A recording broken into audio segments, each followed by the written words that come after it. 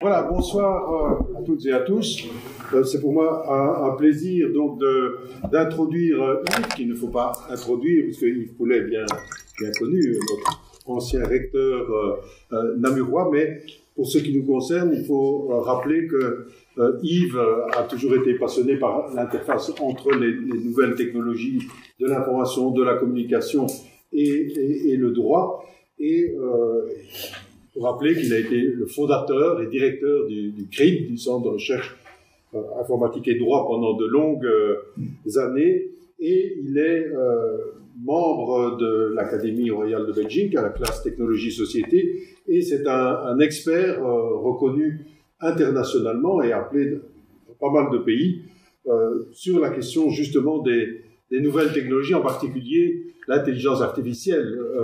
Il a été donc expert à la Commission au Parlement européen, au Conseil de l'Europe, mais aussi récemment à l'UNESCO, où il a participé à des discussions importantes justement sur les questions juridiques touchant à l'intelligence artificielle et aux nouvelles technologies. Et Yves est aussi, et ça je le souligne, quelqu'un qui est stimulant du point de vue intellectuel, et quelqu'un qui a déployé des tas de réseaux et a fait germer des initiatives. Je retiens de lui quelqu'un qui a toujours favorisé l'innovation intellectuelle, et il fait partie aussi maintenant d'un réseau qui s'appelle New Humanism at the Time of Neuroscience and Artificial Intelligence. Et donc c'est un grand plaisir pour moi de lui donner la parole. Merci. Alors il m'a prévenu qu'on peut l'interrompre, et il y aura de toute façon un bon temps de débat après. Yves, je te cède la parole.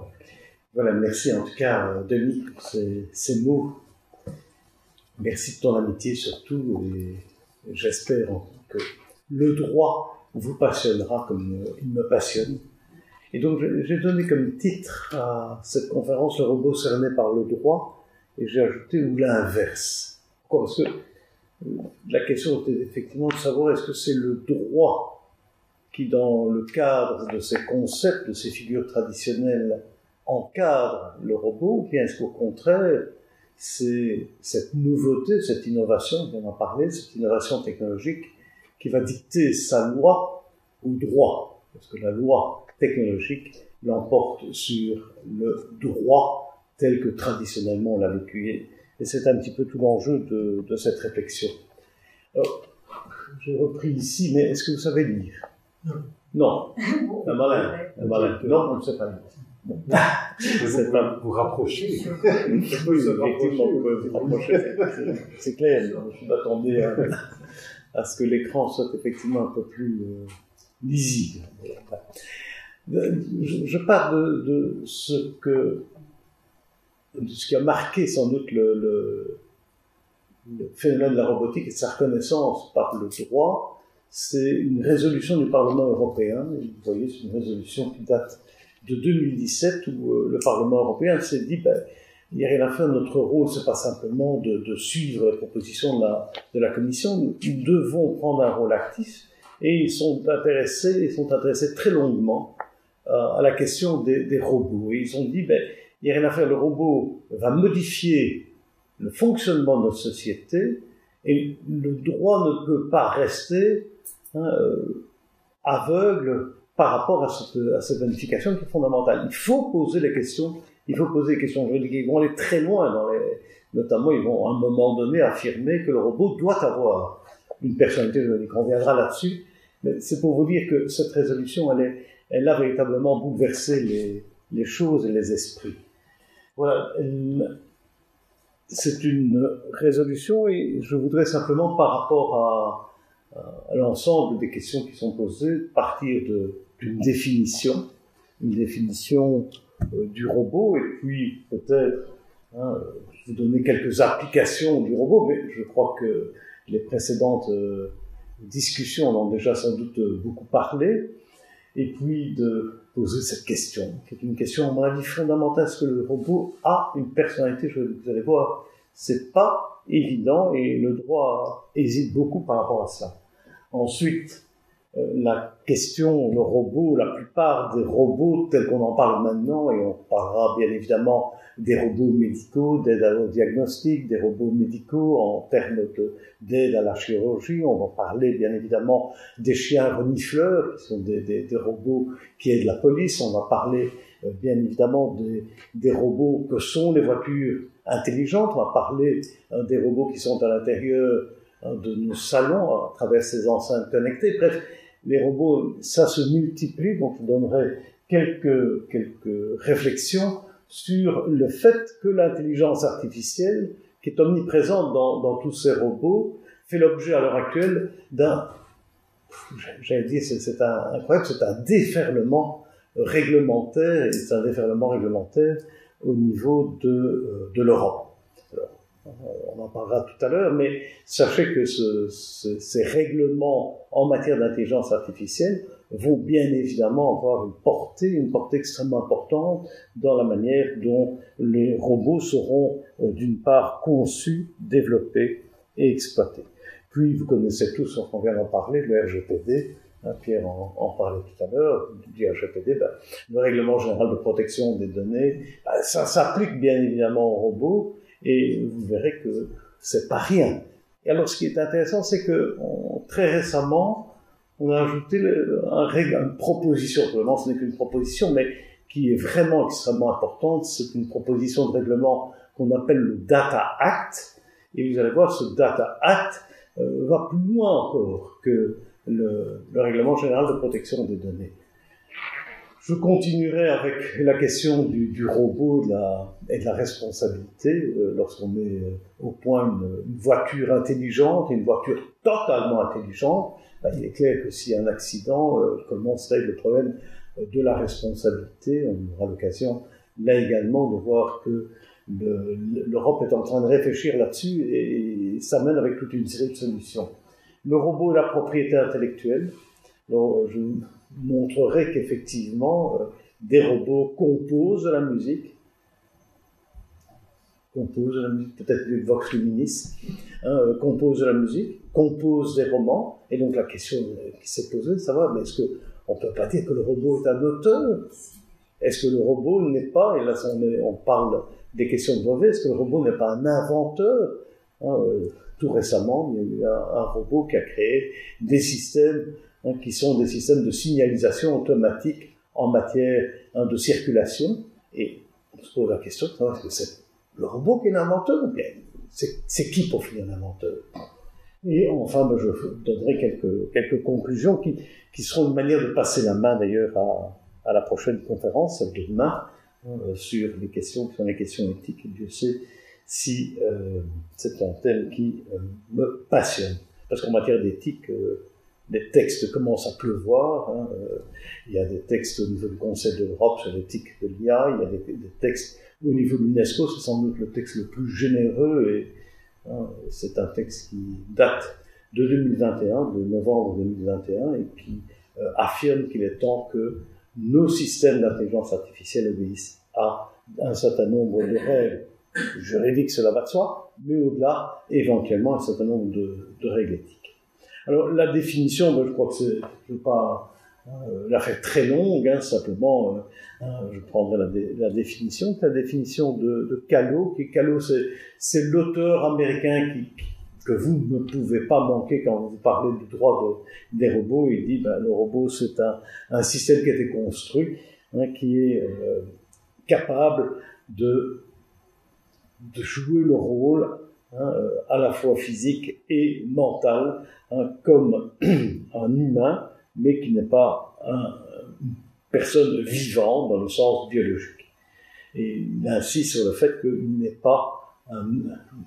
pas au contraire de l'humain, quelqu'un qui est capable de sentir, la question des sentiments, la question du corps, pour Calo, est quelque chose d'important, et donc il va différencier de manière très nette, et on y reviendra tout à l'heure, les robots de ce qu'on peut appeler l'homme, même si, et j'ai passé cette réflexion tout à l'heure, même si de plus en plus on peut construire des robots sous des formes humanoïdes. Pensez aux joueurs d'échecs qui a battu Kasparov à l'époque et qui continue à battre tout le monde, il se présente sous une forme humanoïde. C'est évidemment une construction d'IBM, mais voilà. Alors, Callot dit qu'il y a 3 caractéristiques. Il y a d'abord le fait que le robot est en interaction, c'est le mot sense, il est en interaction avec ce qui l'entoure, avec l'environnement. Il est capable de saisir des événements, des actions, des objets qui l'entourent. Et c'est bien évidemment le cas de la voiture intelligente. Si vous y pensez, la voiture intelligente, elle se nourrit d'un certain nombre d'informations qu'elle capte à l'extérieur. C'est le cas de l'enceinte connectée qui est capable de reconnaître votre voix et de la connaître de mieux en mieux.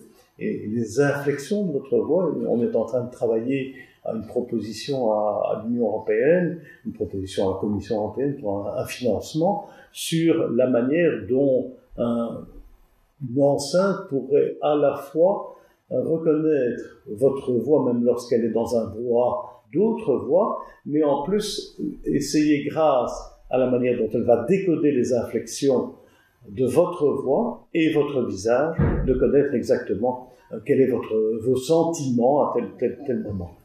C'est non seulement quelque chose qui est en interaction avec ce qui l'entoure, mais qui est capable aussi de réagir de manière autonome. Ça, je crois que c'est le point essentiel.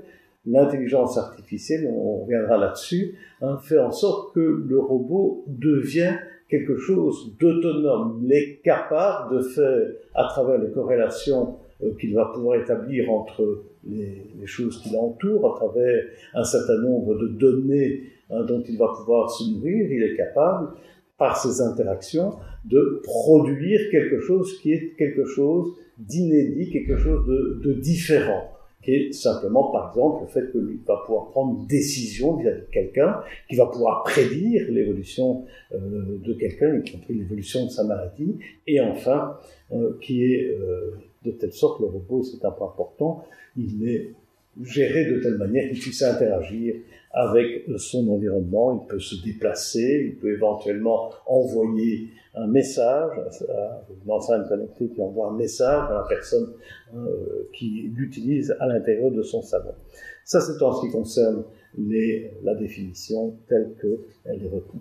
Dans les applications, je ne vais pas les détailler toutes, mais vous voyez, il y a toute une série d'applications, je n'ai même pas repris, je suis certain que Dominique le fera, les applications en matière militaire. Vous savez qu'il y a ce qu'on appelle les Lethal Autonomous Weapons, les NOWS, les Lethal Autonomous Weapon System, qui sont des armes autonomes. Vous avez des soldats autonomes, qui sont des robots, qui sont capables, bien évidemment, d'intervenir dans des conflits armés, et des drones, qui sont des drones intelligents, comme on est en train de les utiliser par les Russes en Ukraine. Voilà, j'en ai pris toute une série, je ne vais pas toutes les détailler. Et j'en arrive à la première question, le robot comme personne. Et j'ai repris la photo, vous la connaissez sans doute, quelqu'un la reconnaît, la connaissez vous? Oui, on dirait une jeune et jolie personne, c'est le fameux robot ambassadeur d'Arabie Saoudite. C'est le fameux robot Sophia qui a été développé par des Taïwanais, si je me souviens, j'ai noté ça quelque part, mais peu importe par qui a été développé. Donc c'est un robot Android sur une forme totalement humaine qui est capable de répondre à des questions qui sont des questions concernant l'Arabie Saoudite et qui est capable de reconnaître le sens de votre question et de pouvoir répondre intelligemment à cette question. Alors, ça a quelque chose, bien évidemment, d'un peu étonnant. C'est un personnage féminin développé et reconnu comme une personne juridique. Elle a une carte d'identité d'Arabie Saoudite dans un pays qui ne reconnaît pas tellement le droit des femmes. C'est quelque chose d'un petit peu surprenant, mais voilà. C'était une manière pour l'Arabie Saoudite de dire que nous sommes en plein dans l'innovation et nous cultivons bien évidemment cette innovation. Alors, est-ce que le robot a une personnalité juridique? La question a été lancée par cette fameuse résolution du Parlement européen. Elle n'a pas été reprise dans la résolution finale de 2017, mais dans les propositions de résolution dès 2015, les parlementaires européens se sont dit c'est une question que nous devons nous poser et nous considérons que il y a lieu de donner à un robot une personnalité juridique. Pourquoi? Tout simplement parce que ce robot cause des dommages et il faut bien qu'on puisse attribuer le devoir de réparation de ces dommages à quelqu'un, et si ce n'est pas un humain, il faut le donner au robot. L'idée était bien évidemment de dire on va créer un système de réparation qui met en évidence le robot, et on attribue à ce robot une personnalité juridique. Alors, ça peut vous heurter, mais les personnes qui ont défendu cette idée disent mais non, ça n'a rien de heurtant. On reconnaît bien une personnalité juridique à une société. Qu'est-ce que c'est une société? C'est une personnalité morale, c'est pas une personne individuelle physique, donc pourquoi pas le reconnaître également à un robot. Et ils vont plus loin puisqu'ils disent on accorde dans certains pays également des personnalités juridiques à des phénomènes naturels comme des fleuves. Et je crois avoir repris ici dans le slide suivant, mais par exemple en Nouvelle-Zélande, on a reconnu une personnalité juridique à un fleuve en disant voilà, c'est une manière de lui reconnaître un droit à la protection. Et les conséquences que on souhaitait tirer de cette attribution d'une personnalité juridique, elles étaient simples. C'est-à-dire, le robot, puisqu'il a une personnalité juridique, il peut être l'auteur, on va lui reconnaître des droits de propriété intellectuelle. Un roman qui a été composé par un robot, le véritable auteur, ça devient le robot. Vous allez voir comment le droit réagit à ça, mais c'était affirmé tel quel par le Parlement européen. On va lui reconnaître une certaine responsabilité, et certains, notamment il y a des écrivains, des doctrinaires français que je ne suis pas du tout, allaient même plus loin, et mais le robot a une personnalité juridique, et donc il faut lui reconnaître les droits de l'homme à cette personnalité juridique. Les droits de l'homme, c'est par exemple le droit à la vie, c'est le droit de ne pas être soumis à la torture, c'est le droit à la vie privée. Un robot qui enregistre un certain nombre de données, ces données sont à elle, et donc il faut protéger la vie privée de ces robots de manière à éventuellement éviter que l'on puisse, quelqu'un d'autre puisse se saisir des données qui sont collectées et traitées par ce robot. Le droit à la vie, oui, c'est intéressant, ce sont des étudiants d'un diplôme que nous enseignons ici à la faculté, qui avaient cela comme bout de cohorte. Vous savez qu'on a l'habitude de faire des concours entre étudiants, et l'idée était la suivante. C'était un robot qui était un robot aide, compagnon d'un étudiant de secondaire, un jeune étudiant de 12 ans, et ce jeune étudiant de 12 ans, lorsqu'il répétait les leçons avec son robot, il faisait ses devoirs avec son robot, bref, c'était devenu vraiment son compagnon, et à un moment donné, un ami de ce jeune homme bouscule le robot, casse le robot de manière extrêmement volontaire. La question qui était posée aux étudiants, est-ce qu'on peut parler d'un droit à la vie du robot?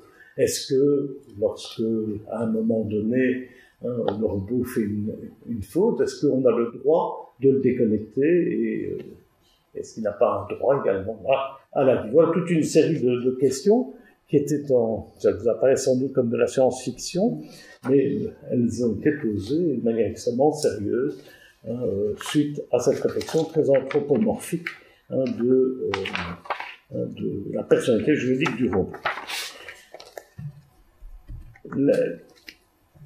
Pour aller un peu plus loin, mais quels sont les arguments qu'on peut essayer de poser à ce... Je suis un peu trop loin, là. Voilà.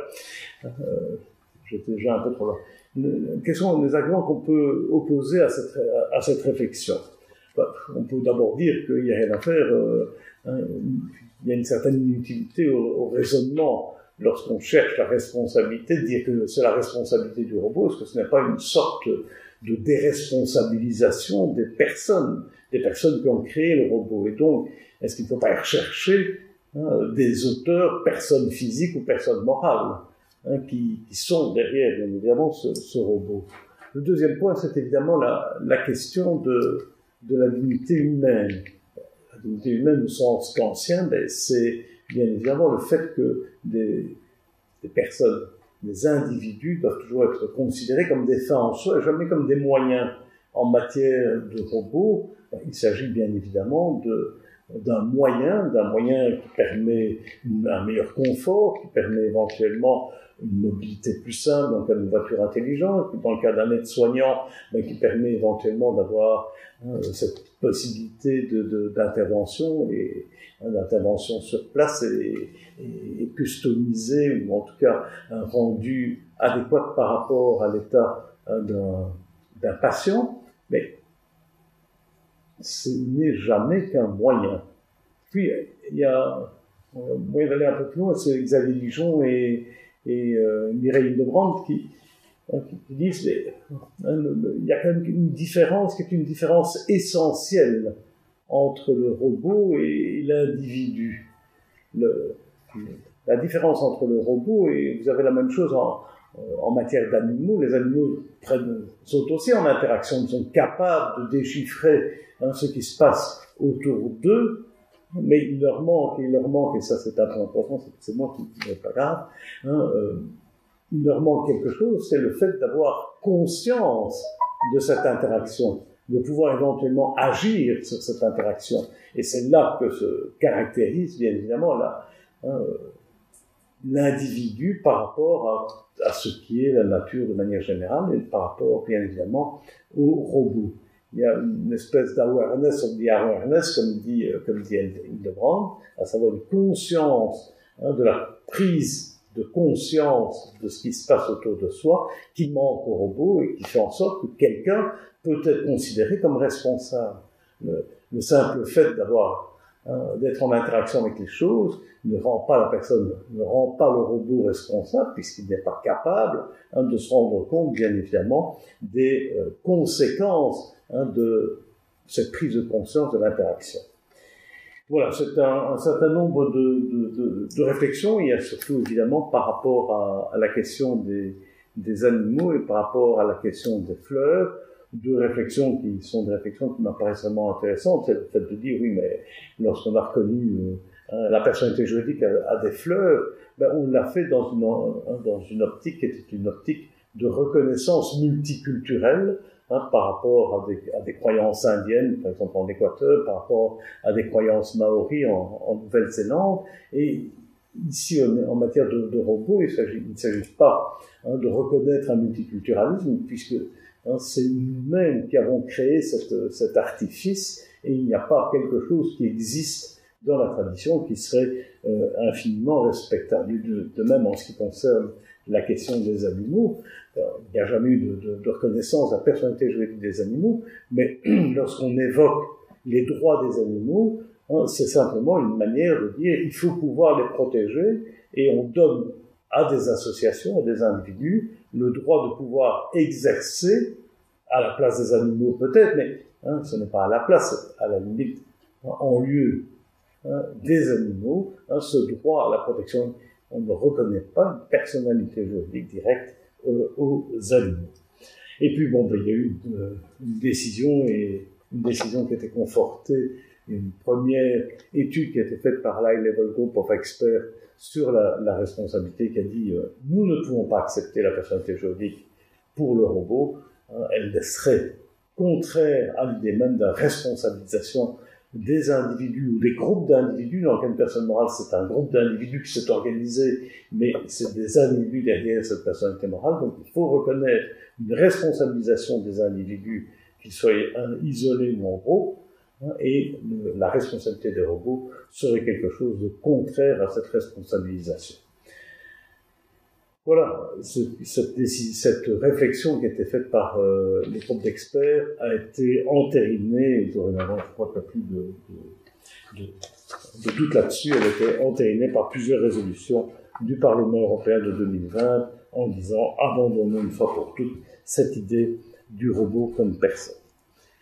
Deuxième point, je le dis, le robot utilise les technologies d'intelligence artificielle. Vous savez que les technologies d'intelligence artificielle, certes, vous avez des technologies qu'on appelle des technologies dites d'IA symbolique. C'est quoi? C'est les systèmes experts. Qu'est-ce que c'est? Les systèmes experts, c'est simplement traduire en algorithme un raisonnement humain. Traduire en algorithme un raisonnement humain, c'est certes quelque chose de bien, mais il n'y a aucune autonomie. Vous ne faites que appliquer un raisonnement humain, simplement vous utilisez la technologie pour le rendre plus facile son application. C'est à l'intérieur d'une banque, on demande à des experts quels sont les éléments que vous considérez comme importants pour attribuer un crédit à telle personne. Ils vous disent voilà exactement tous les éléments que je considère comme importants et quel est le poids que vous donnez à chacun des éléments, et on ne fait jamais qu'appliquer cela. Ce dont on parle bien évidemment, c'est une intelligence artificielle qui est d'un autre ordre, qui est l'intelligence artificielle qu'on appelle agrégationnelle, qui est une intelligence artificielle qui travaille sur toute autre chose.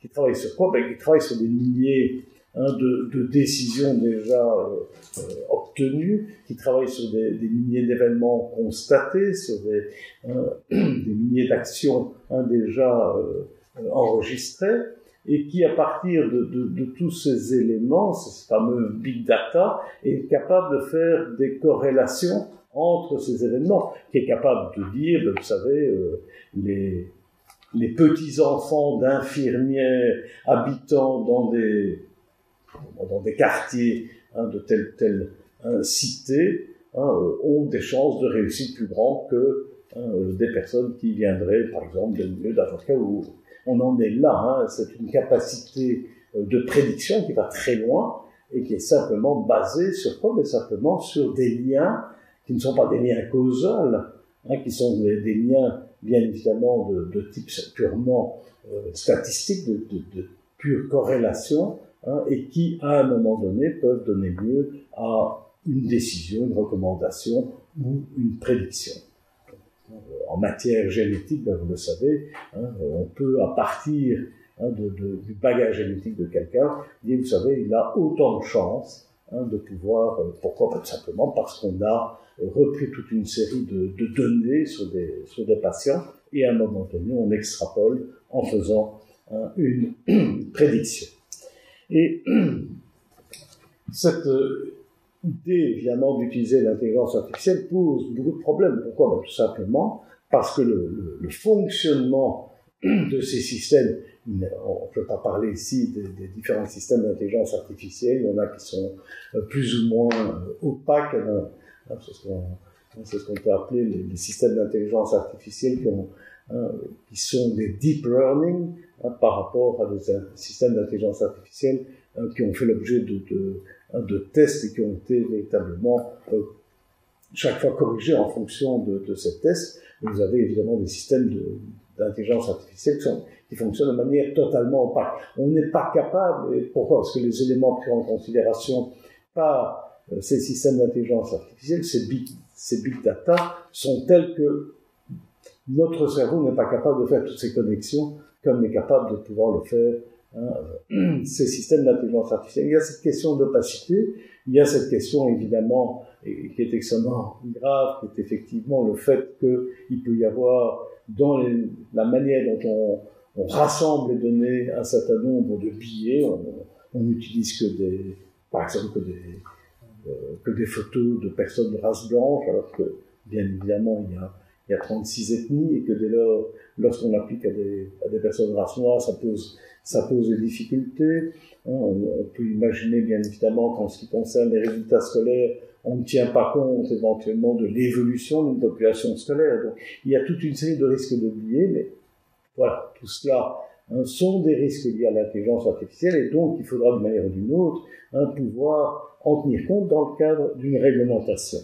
Et cette réglementation, elle existe. et elle existe, on va la définir tout de suite. Pourquoi? Parce qu'il y a une proposition de règlement IA qui existe, une proposition de règlement sur l'intelligence artificielle, et un acte qui existe et qui va sans doute sortir, on parle en tout cas d'une sortie d'ici la fin de l'année. C'est pour bientôt, et je dirais quelques points essentiels de ce règlement. Pourquoi est-ce que j'en parle à propos des robots?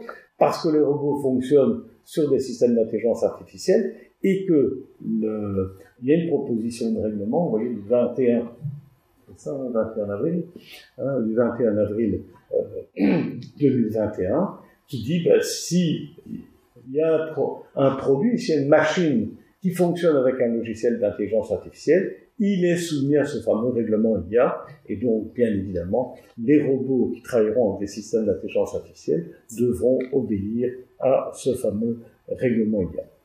Alors, je ne vais pas parler de règlements spécifiques en matière de voitures intelligentes. Il y a déjà maintenant accepté un règlement spécifique en matière de mobilité et en matière de dispositifs médicaux. Il s'agit de robots chirurgicaux ou de robots d'aide au diagnostic. Il y a également des dispositions spécifiques dont on peut parler, mais vous me poserez des questions si vous le souhaitez. Alors, je reviens à ce fameux règlement sur l'intelligence artificielle parce qu'il est vraiment fondamental. Il est vraiment fondamental et il va amener, me semble-t-il, une modification de la façon dont les robots utilisant l'intelligence artificielle seront conçus et la façon dont, de manière générale, l'intelligence artificielle sera développée. L'idée essentielle, c'est de dire quand vous avez un produit qui utilise l'intelligence artificielle, vous devez, de manière préalable, voir si ce produit est un produit à haut risque. Certains systèmes d'intelligence artificielle sont considérés comme à ce point un risque qui sont considérés comme inacceptables. Et enfin, vous savez, toute une série d'autres systèmes qui, eux, ne sont pas au risque, qui ne sont pas considérés comme inacceptables. Et là, vous avez un grand loisir de développer ce que vous souhaitez. Alors, en ce qui concerne des systèmes IA qui sont considérés comme inacceptables, c'est par exemple des systèmes de social ranking. Vous savez comment les Chinois utilisent des systèmes qui permettent automatiquement, par toute une série d'utilisation de données relatives à des personnes, de pouvoir éventuellement les classer et leur donner un certain nombre de points. C'est quelque chose qui est considéré, en tout cas par l'Europe, comme quelque chose d'inacceptable. C'est aussi, par exemple, l'idée de l'utilisation de systèmes biométriques à distance dans des lieux publics. Ça va poser un problème, et donc la police pose déjà toute une série de demandes d'exception. C'est la possibilité, par exemple, d'avoir des systèmes de caméras de vidéosurveillance, qui sont des caméras de vidéosurveillance frontaux, sur les casques des policiers, et qui peuvent automatiquement reconnaître des personnes qui seraient des personnes suspectes dans une manifestation. En tout cas, dans le règlement IA, à l'heure actuelle, avec quelques petites exceptions, il y a toute une remise en cause de ce type de système d'utilisation de l'intelligence artificielle. Dans les systèmes à haut risque, il y en a énormément, je ne vais pas tous les décrire, mais ils sont listés, et je peux vous dire que, par exemple, en matière, je prends simplement en matière d'éducation, des systèmes qui, précisément, sont des systèmes d'évaluation a priori de la capacité intellectuelle des étudiants, sont considérés comme bannis, et donc comme des systèmes, non pas que je dis bannis, non, ce sont des systèmes à haut risque, et donc on va les entourer d'un certain nombre de précautions. Vous avez la même chose en matière de systèmes financiers, lorsque vous avez des systèmes d'intelligence artificielle qui calculent la valeur de crédit de quelqu'un, on considère qu'il s'agit de systèmes à haut risque. Des systèmes, bien évidemment, de voitures intelligentes sont considérés comme des systèmes à haut risque, tout simplement parce que les risques liés à l'utilisation de ces voitures intelligentes sont évidemment des risques importants pour la santé des piétons, bien évidemment. Voilà. Alors, qu'est-ce que ça va entraîner comme conséquence? Il y a toute une série d'obligations, et la première obligation, elle est intéressante, c'est le fameux principe qui a été affirmé d'emblée par les experts qui travaillaient pour la Commission européenne et qui a été repris par la Commission européenne, c'est de dire il faut avoir un human oversight. Il faut véritablement que l'humain reste au centre et que l'humain garde le contrôle en ce qui concerne le développement et l'exploitation des systèmes d'intelligence artificielle. C'est l'idée de dire il faut que l'humain soit présent dans toutes les étapes, que s'il y a des tests, il faut que ce soit des humains qui vérifient la qualité des tests, qui puissent éventuellement faire une évaluation. Il faut qu'au niveau de la gouvernance, human on the loop, il faut qu'au niveau de la gouvernance, que ce soit l'humain qui garde l'œil sur la façon dont on va évoluer un système d'intelligence artificielle, et l'humain doit rester aux commandes, c'est-à-dire qu'il doit pouvoir à un moment donné prendre des décisions par rapport à des systèmes d'intelligence artificielle. Il ne doit pas accepter comme vérité les résultats du système d'intelligence artificielle. C'est un point extrêmement important, et je crois que c'est reconnaître qu'au-delà de la technologie, cette technologie n'est jamais qu'au service de l'humain, et que dès lors l'humain doit bien évidemment continuer à assumer le contrôle de cette technologie-là. L'autre point qui m'apparaît véritablement important, c'est le fait que le règlement sur l'intelligence artificielle dit lorsque vous lancez dans la conception d'un système d'intelligence artificielle, vous êtes obligé de mettre sur pied une évaluation qui doit être multidisciplinaire et ce qu'ils appellent multi-stakeholder. Ça veut dire quoi? Ça veut dire que vous devez faire en sorte que les intérêts qui vont être éventuellement affectés par le fonctionnement de ce système d'IA soient autour de la table et puissent éventuellement donner leur avis. Ça veut dire quoi? Si vous faites un système d'intelligence artificielle en matière médicale, il est extrêmement important qu'il y ait des représentants des patients qui soient là. Si vous faites un système d'intelligence artificielle d'évaluation de la compétence de vos employés, il est extrêmement important que ces personnes soient là. Multidisciplinaire, ça veut dire quoi? Ça veut dire que les ingénieurs sont importants, ça va de soi, mais il est important également d'avoir toute une série de disciplines des sciences humaines qui accompagnent le projet. Donc ce règlement IA affirme d'emblée, vous savez, la technologie ne doit pas être réservée aux seuls technologues. Pour pouvoir avoir une évaluation correcte de l'impact de cette technologie, il est important que l'ensemble des personnes qui vont à un moment donné être affectées par cette IA puissent être présents autour de la table. Je ne vais pas décrire l'ensemble des points.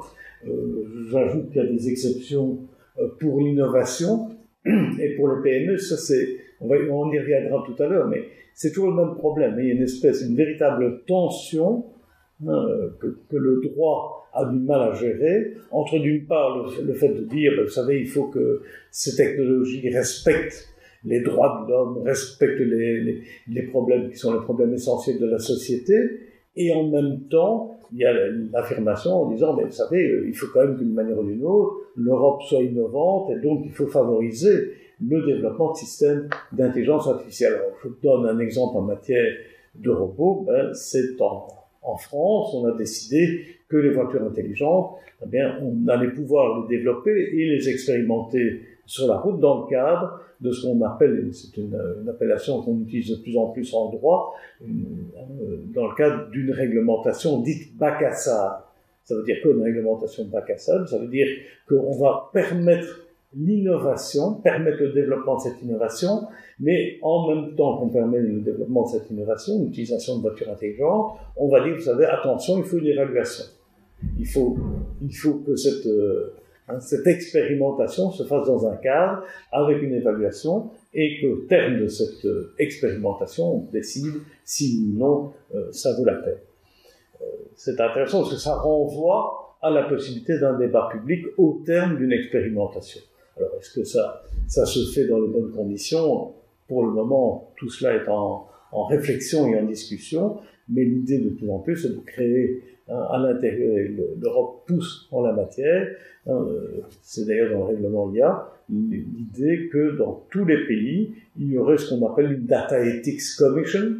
Ça existe déjà en Allemagne, c'est-à-dire une commission multidisciplinaire, multi-stakeholder, qui, au niveau national, serait chargée de faire l'évaluation de la plupart des innovations technologiques en matière d'intelligence artificielle, en tout cas des innovations qui sont les innovations essentielles.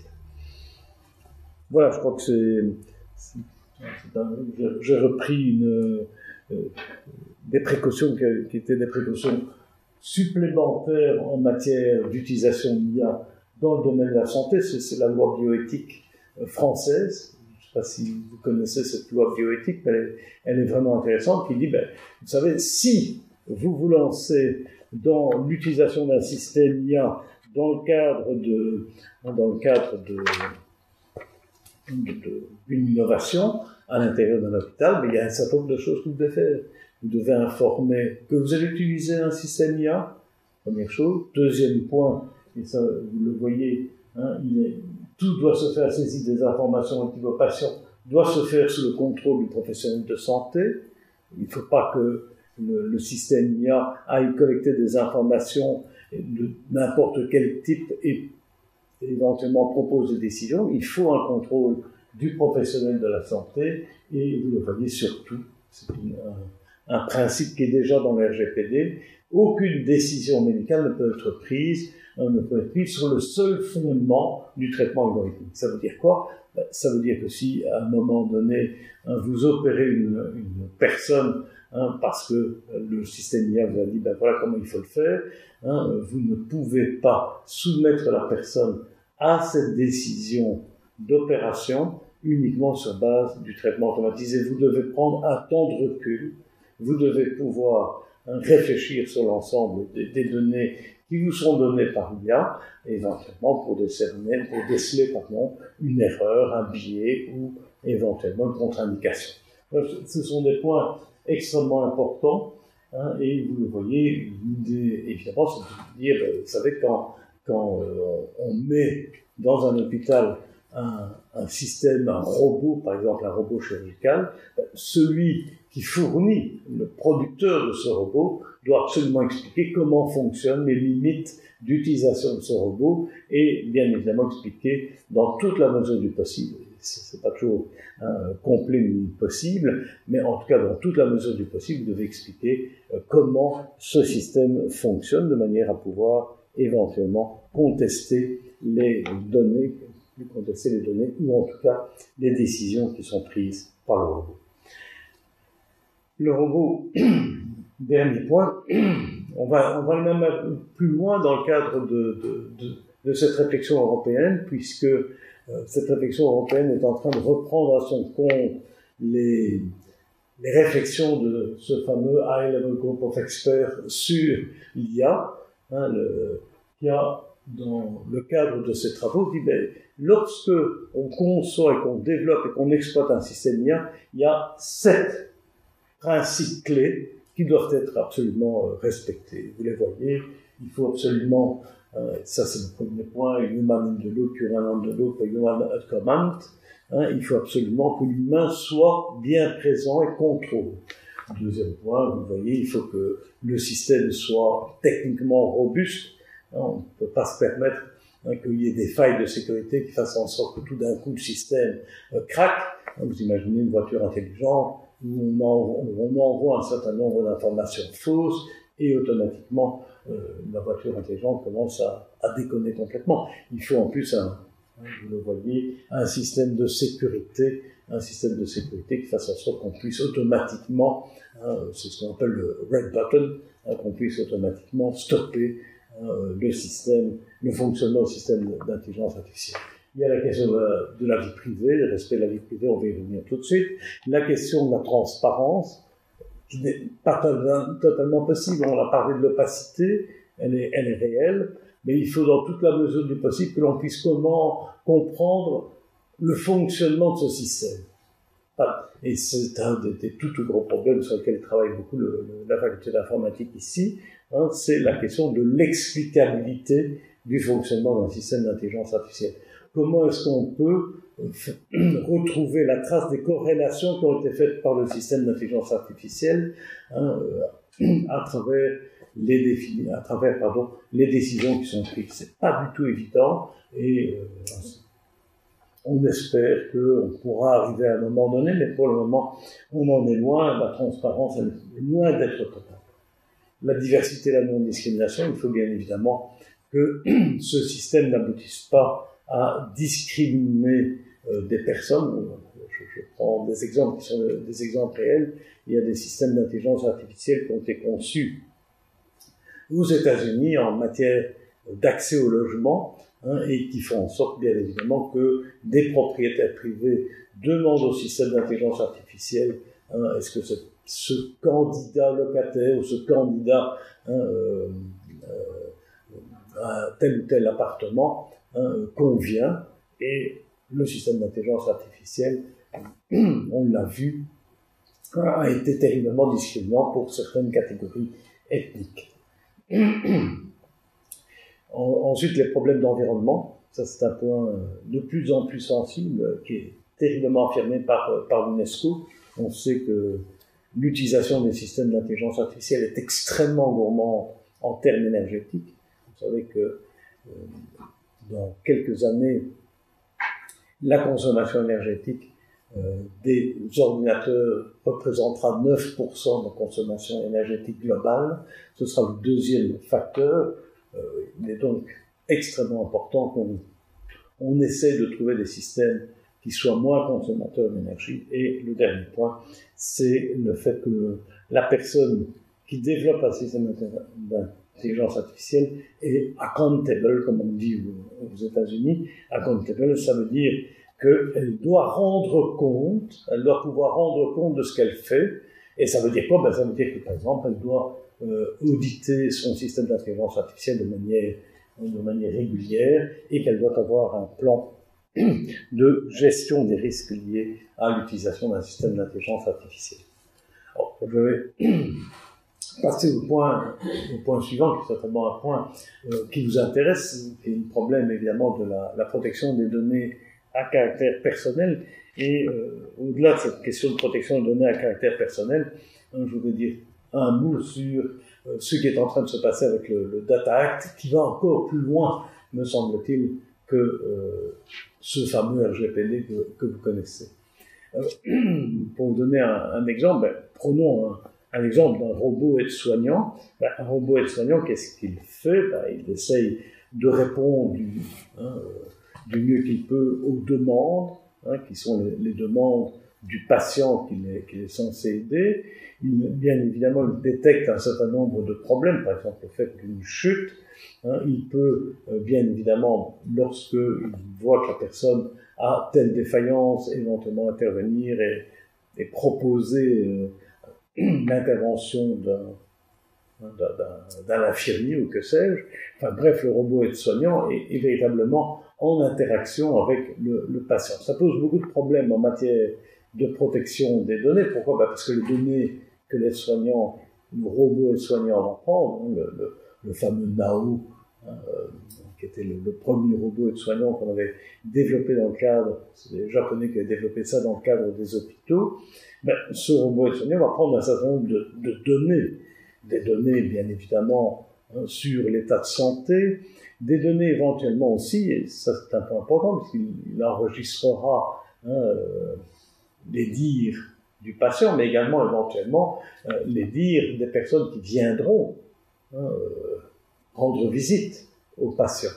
Donc la question de la protection des données, la différence, c'est quoi? C'est le fait qu'à un moment donné, quelqu'un va avoir accès aux données qui ont été collectées par cet soignant, et bien évidemment pouvoir les utiliser. Données relatives au patient lui-même, données relatives à des tiers, avec le consentement. Problème.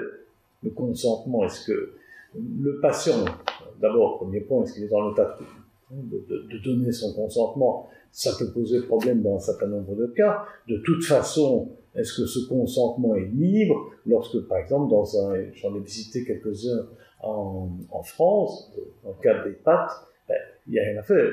On vous dit, vous aurez un aide-soignant, un robot aide-soignant, tout simplement parce qu'il ne montre pas le personnel suffisant pour pouvoir vous suivre. Et que donc, on a besoin, par exemple, d'avoir des détecteurs de chute, on a besoin de pouvoir éventuellement savoir ce qui n'est pas à un moment donné un visage qui témoigne du fait qu'une intervention est absolument nécessaire. Donc, que le consentement existe, on peut en douter, et puis il est bien évident que le consentement des tiers lui pose problème.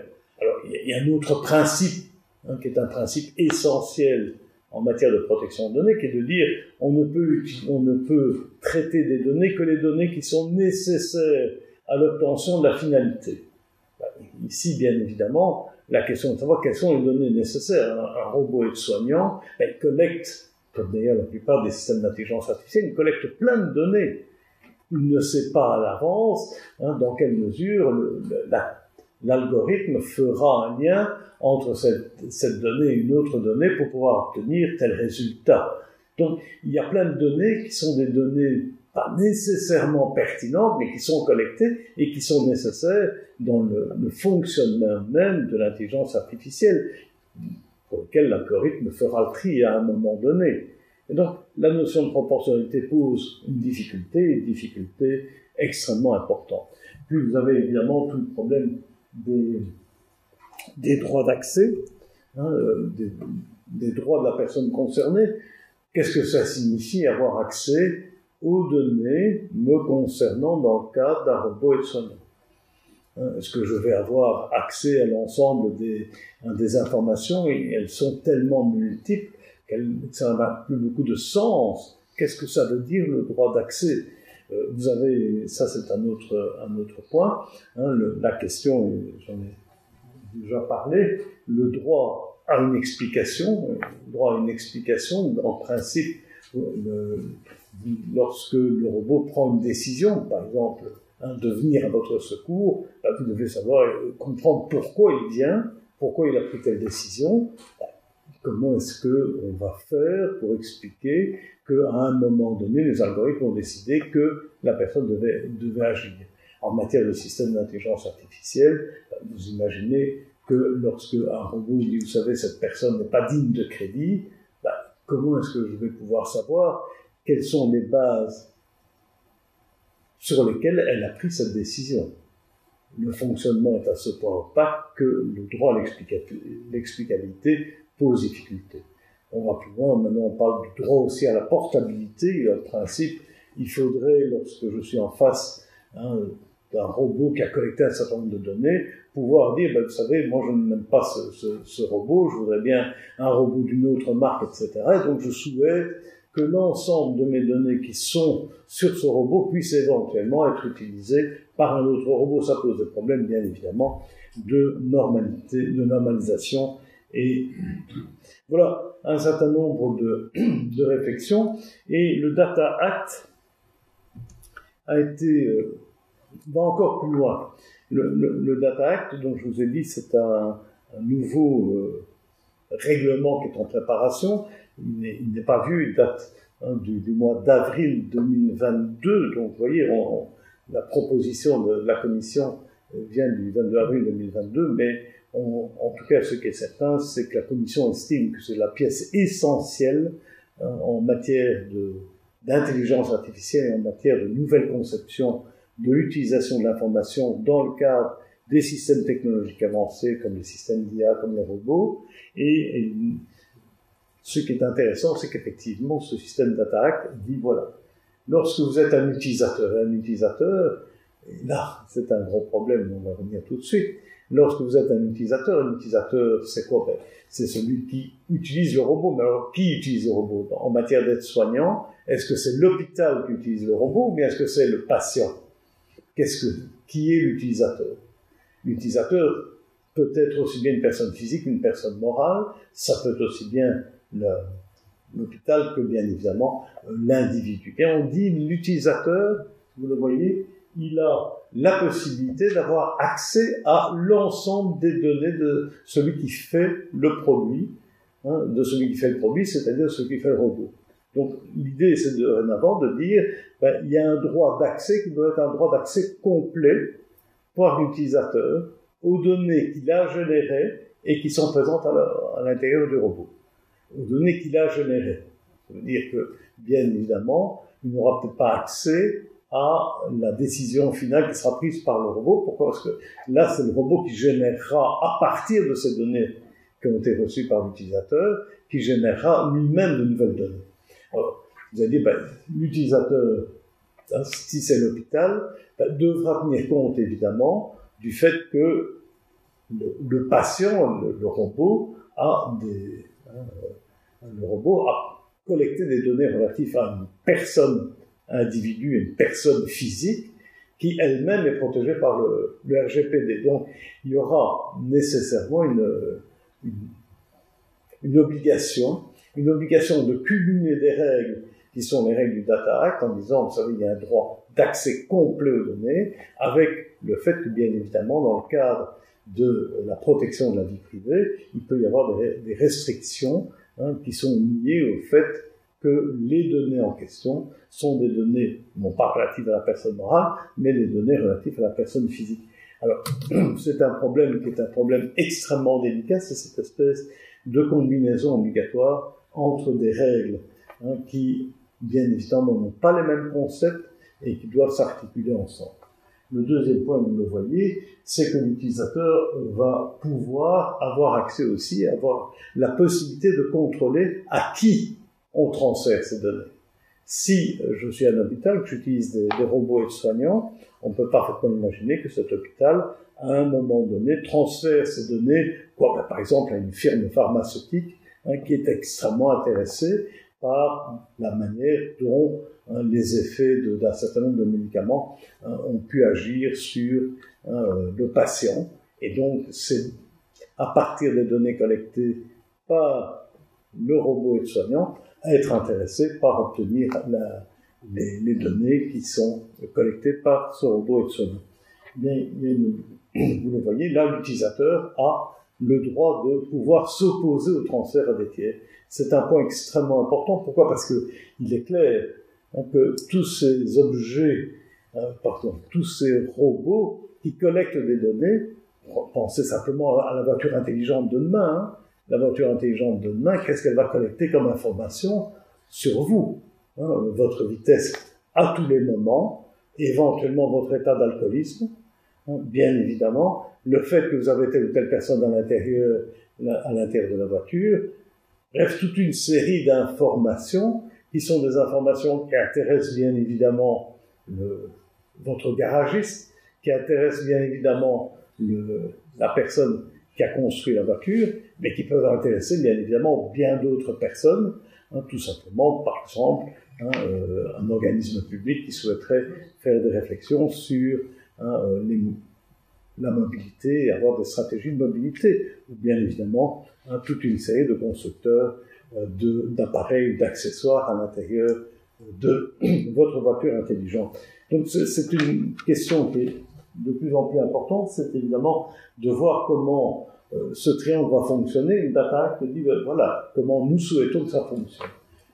Voilà comment, pour le moment, l'utilisateur a très peu de contrôle sur celui qui a créé le robot.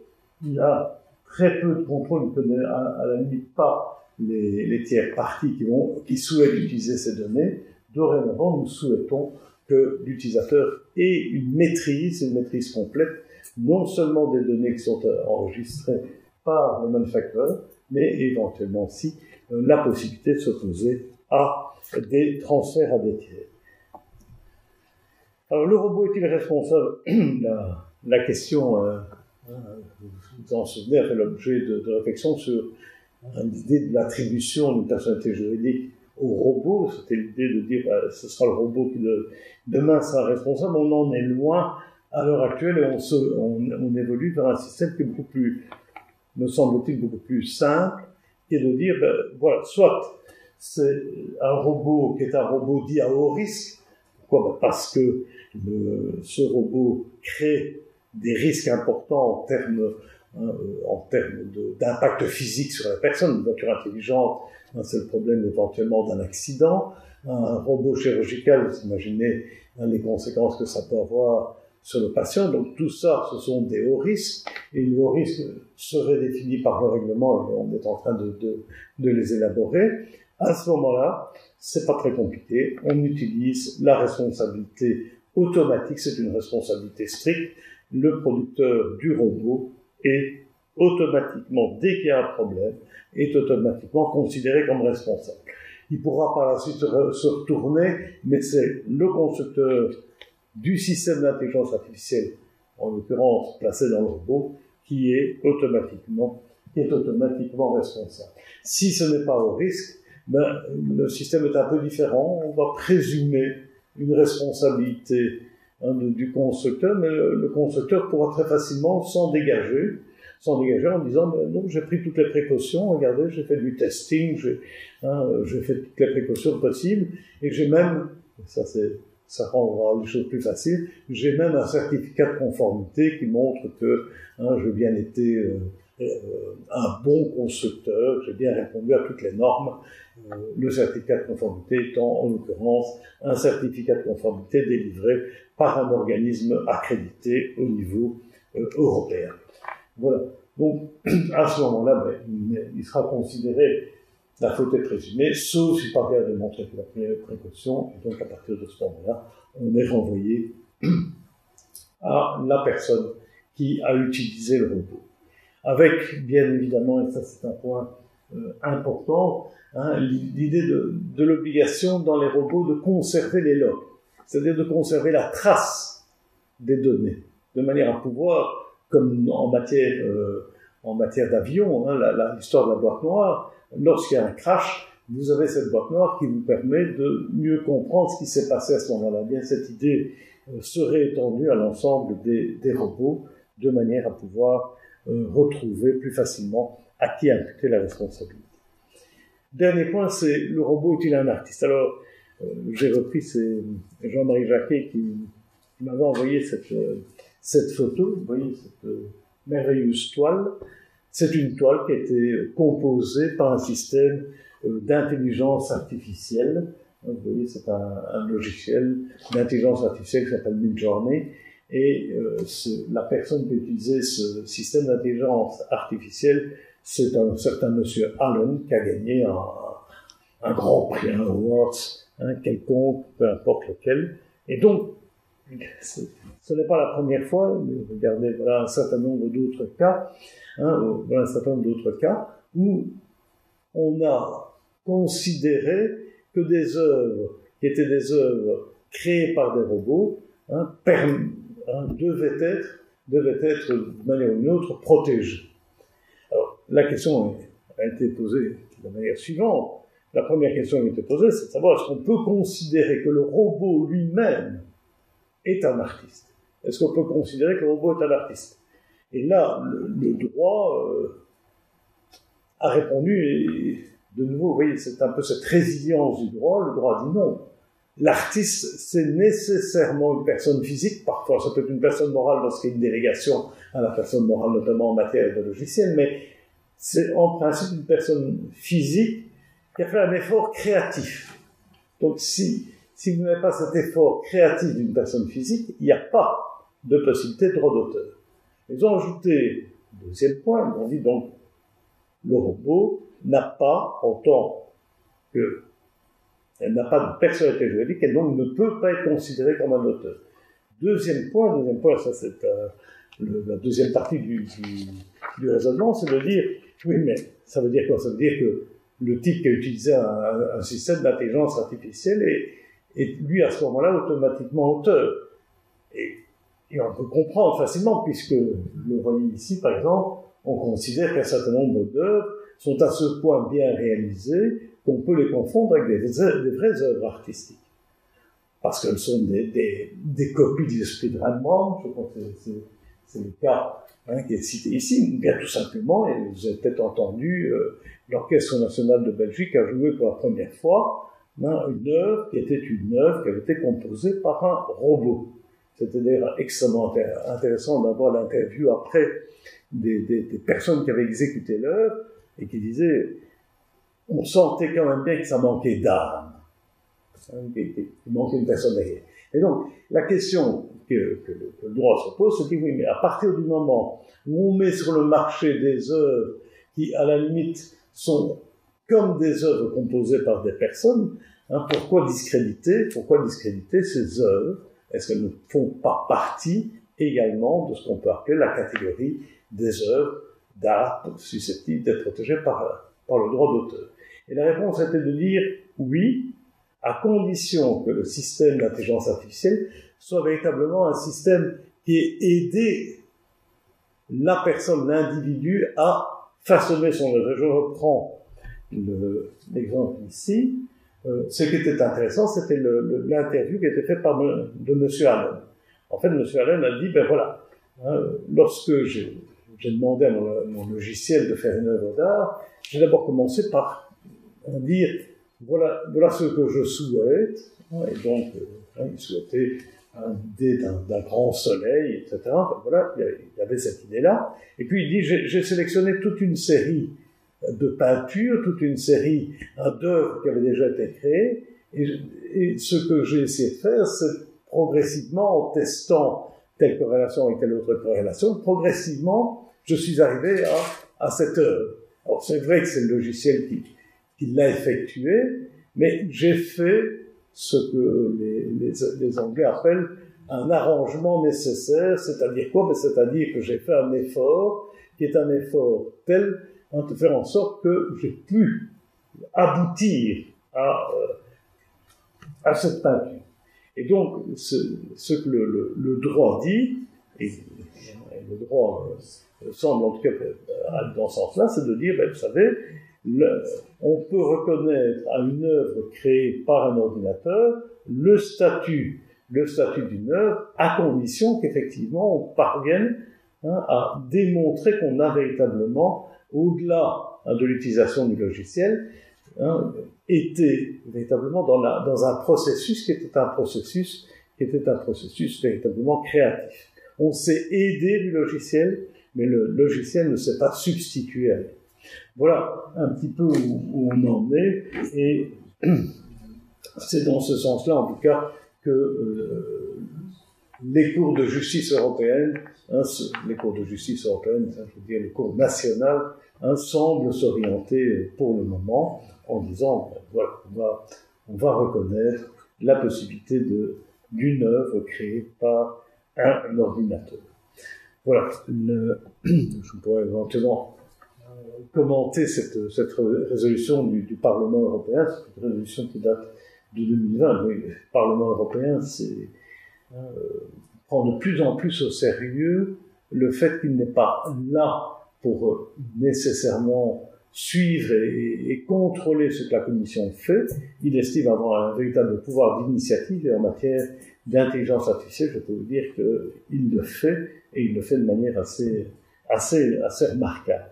Et donc, la résolution du Parlement européen va tout à fait dans ce sens-là, c'est que la notion d'auteur doit être réservée à des personnes qui sont des personnes individuelles, mais cela n'empêche pas que si ces personnes démontrent que véritablement le logiciel de l'intelligence artificielle a été là pour les assister et non pour se substituer à leur travail, qu'ils démontrent réellement un travail qui a permis l'élaboration par le système d'intelligence artificielle de l'œuvre, eh bien, ils doivent pouvoir être reconnus.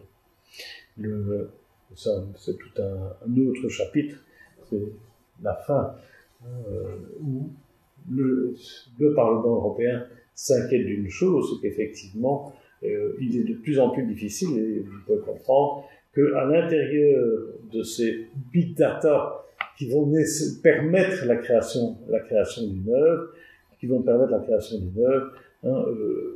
toute une série d'œuvres qui sont protégées par les droits d'auteur ne puissent pas rentrer dans ces big data, et que dès lors ça freine de manière très considérable la possibilité d'utiliser des systèmes d'intelligence artificielle.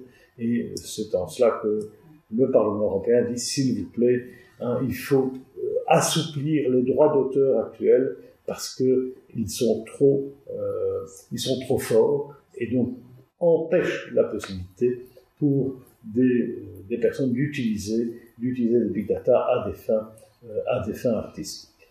Voilà un petit peu les réflexions qui me semblaient devoir permettre l'encadrement juridique, en tout cas pour vous d'avoir une vue de l'encadrement juridique du robot. J'en arrive à quelques conclusions. Il y a cette réflexion qui m'apparaît importante de la part du droit et qui est vraiment, semble-t-il, fondamentale, c'est de continuer à dire, et de manière très nette, que l'intelligence artificielle, malgré toutes ses potentialités, malgré toute l'innovation et tout l'intérêt qu'elle peut représenter comme bénéfice pour l'humanité, n'est pas la même chose que l'intelligence humaine. Qu'il y a véritablement une différence fondamentale entre de ce dont on parle, c'est les Américains qui utilisent ce mot d'Android fallacy, c'est de dire, vous savez, ne vous laissez pas éblouir par l'utilisation du terme intelligence, il faut essayer de faire en sorte qu'on puisse considérer que dorénavant la puissance de la technologie puisse être quelque chose d'humain. C'est évidemment une manière de combattre l'idée que demain l'humain pourrait s'allier à la technologie, c'est l'idée du transhumanisme, c'est-à-dire faire en sorte que l'humain devienne quelque chose d'hybride entre technologie et on peut dire, et humain, corps et esprit. Je crois que c'est un point extrêmement important. C'est aussi la lutte contre le post-humanisme. L'idée de dire, au-delà, vous savez, on n'a plus besoin de l'humain, l'intelligence technologique suffira. Le deuxième point, c'est un point extrêmement important, c'est que le droit essaye de maintenir le respect des droits humains. Vous l'avez vu à travers, bien évidemment, l'idée du RGPD, à travers le fait que lorsque on réfléchit sur les risques les risques liés à l'IA, on réfléchit pas simplement sur les risques en termes de sécurité, en termes de technologie, mais on réfléchit aussi, et je vais vous donner un exemple tout de suite, on réfléchit aussi en sens de l'impact que l'intelligence artificielle peut avoir sur la société, et Dieu sait si, vous le savez, en matière de lutte contre la désinformation, la première cause de la désinformation, c'est l'utilisation par les grandes plateformes de systèmes d'intelligence artificielle qui décuplent la force et la puissance des informations fausses qui circulent, vous le savez, 6 fois plus vite que des informations qui sont des informations journalistiques classiques. C'est bien évidemment une manière de servir leur business, dans la mesure où est liée à cette vitesse de circulation la possibilité d'encarts publicitaires et donc d'une rémunération plus forte. Donc il y a très clairement, à travers cet exemple, une démonstration que les risques liés à l'utilisation de l'IA ne sont pas simplement des risques qui sont liés à une liberté individuelle humaine, la protection de données, mais que là derrière, il y a des réflexions beaucoup plus importantes en termes de risques pour la démocratie et de risques, bien évidemment, de division, ce qu'on appelle la division sociétaire, avec de plus en plus des radicalisations qui peuvent se faire à l'intérieur de la société. Il y a aussi, et vous le voyez dans le cadre de l'encadrement, toute une réflexion relative à des considérations qui sont des considérations d'économico-juridiques. C'est un point extrêmement important. Le droit est extrêmement attentif à la façon dont le développement de l'innovation qui sert l'économie doit bien évidemment être un développement qui doit rendre compte la principe d'accountability et par rapport à des préoccupations qui sont des préoccupations en matière de concurrence et en matière de protection des consommateurs. L'idée, bien évidemment, d'avoir toujours la prise en considération des risques liés à l'innovation, ce fameux principe de précaution qu'on utilise en matière environnementale et de plus en plus utilisé en matière de technologie de l'information et de la communication. Et avec cette réflexion, il devient prégnant du besoin d'avoir quelque part un organisme qui soit un organisme public, qui soit un organisme ouvert à la discussion sociétaire et qui permette d'évaluer les nouvelles technologies dans leur côté positif et bien évidemment dans leur côté négatif. Au-delà de cela, et c'est le fameux mot-clé que Ursula von der Leyen, lorsqu'elle parle d'intelligence artificielle, utilise à tout bout de champ. Vous avez d'ailleurs utilisé par le High Level Group of Experts, c'est le mot confiance. Il faut absolument, dit Ursula von der Leyen, que notre innovation soit une innovation digne de la confiance des citoyens. C'est un point, dit-elle, absolument nécessaire, sinon il n'y aura pas d'acceptation de ces nouvelles technologies. Et ce principe de la confiance renvoie pas simplement à la réglementation, elle renvoie bien évidemment à l'éthique, et là, Dominique sera là pour en parler, même si j'ai parfois peur que lorsqu'on fasse référence à l'éthique, c'est plus pour avoir un alibi qu'autre chose, ce qu'on appelle l'éthique bashing. Et elle renvoie également à la technologie, c'est-à-dire que c'est à l'intérieur même des choix technologiques qu'il faut faire en sorte que des valeurs éthiques soient protégées et que bien évidemment des valeurs comme la vie privée soient protégées. Voilà en quelques mots la conclusion. Voilà ma conclusion finale.